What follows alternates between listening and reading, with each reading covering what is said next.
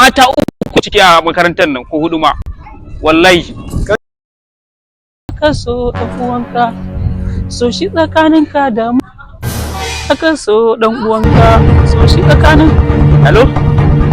kai da Allah ban san maganar wannan ni ba zan kai wallahi ba zan yadda kai kan wannan islamiyar ba kai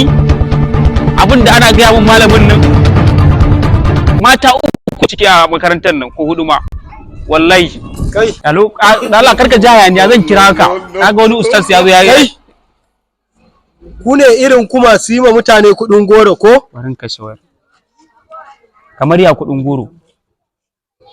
ku ne masu zagin mutane a gari ko to yanzu dan kaji ina waya na da aifa da kai nake ba kai ma halinka ne haka ka tsargu kenan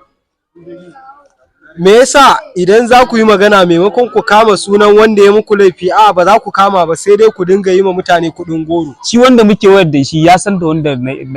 nake kan hanya ce fa ta hada mu ka zo wucewa a lallai kai kun san annabi ya ce fal yaqul khairan awliyasmu na san wannan hadisi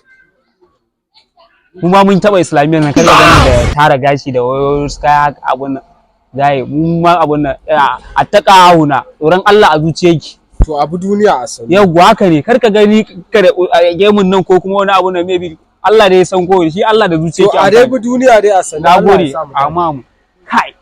hadara a tayi girgiza aji wani da wata yi sai ya gani wanda kule masu gudu sun gudu